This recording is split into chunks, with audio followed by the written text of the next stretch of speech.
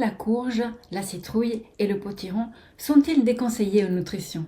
Bonjour, je suis Marty Rico du blog Apprendre à prendre soin de soi et de son assiette bien sûr, car l'un ne va pas sans l'autre. Depuis plus de 4 ans déjà, je vous livre des précieux conseils sur l'alimentation et de manière générale pour apprendre à se bichonner en se faisant plaisir. Si vous me suivez depuis la création du blog, vous avez déjà pu remarquer que parfois nous pensons savoir comment prendre soin de nous, mais que cela nous coûte de l'argent et beaucoup de temps. Alors qu'en réalité, il n'y a rien de plus simple. Suivez cette chaîne pour continuer à apprendre de façon simple comment avoir une vie débordante d'énergie et se faire plaisir tout en mangeant sainement. Stimuler certains organes, en soutenir d'autres, les aliments sont nos plus précieux alliés et des amis fidèles qui nous accompagnent au fil des jours pour vivre une vie plus épanouie.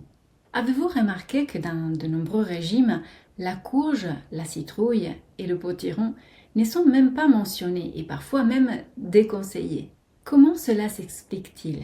Et pourtant, ils contiennent de nombreux nutriments, des vitamines, des fibres, des minéraux. C'est étrange qu'elles soient déconseillées, vous ne trouvez pas? Voici comment cela s'explique. On a longtemps pensé qu'elles contenaient beaucoup de sucre à cause de sa saveur sucrée. Et par conséquent, on a même pensé qu'il était plus opportun de l'éviter afin de maintenir un taux de glycémie stable dans le sang.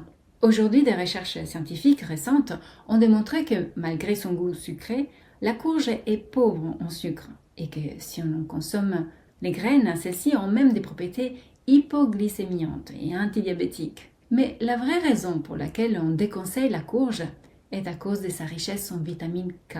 Bien que notre organisme ait besoin d'apports en vitamine K, ceux-ci doivent rester relativement faibles. Et consommer une assiette de velouté de courge peut avoir des effets néfastes pour plusieurs raisons. Cette vitamine K a surtout un effet dont se passerait bien au niveau du foie.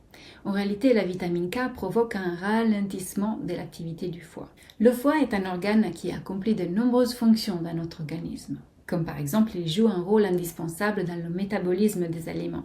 Il contribue à la détoxication de l'organisme, il participe au stockage des vitamines et minéraux, intervient dans la production de bile, il régule aussi le cholestérol, les hormones, etc., etc. Donc ralentir l'activité du foie signifie faire ralentir beaucoup d'autres processus importants en nous. C'est l'organisme tout entier qui ralentit avec une baisse générale de l'énergie disponible. C'est ça la vraie raison pour laquelle en nutrition, on ne vous dira jamais faites une cure de courge ou allez-y manger du potiron tous les soirs quand c'est la saison. Non, jamais. En plus de ceci, on peut ajouter que la vitamine K, dont la courge, la citrouille et le potiron sont riches, augmente la coagulation du sang. Si un peu de vitamine K est essentiel pour aider le sang à coaguler correctement, trop de vitamine K peut provoquer des troubles de la circulation et déclencher des maladies cardiovasculaires. Il existe d'autres aliments qui contiennent de la vitamine K en plus faible dose. Des faibles doses qui sont amplement suffisantes pour satisfaire les besoins en vitamine K de notre organisme. Par exemple, le melon, le brocoli, le navet, l'avocat et les kiwis. Ces aliments peuvent nous suffire à combler nos besoins en vitamine K sans mettre en danger le bon fonctionnement du foie. Alors, quand la saison des courges arrive, on peut les garder en décoration sans en faire tout un plat. Si vous souhaitez connaître tous les aliments qui entravent le fonctionnement du foie et ceux qui sont plus adaptés selon votre âge, je vous invite à me suivre dans la formation en ligne Adapter son alimentation.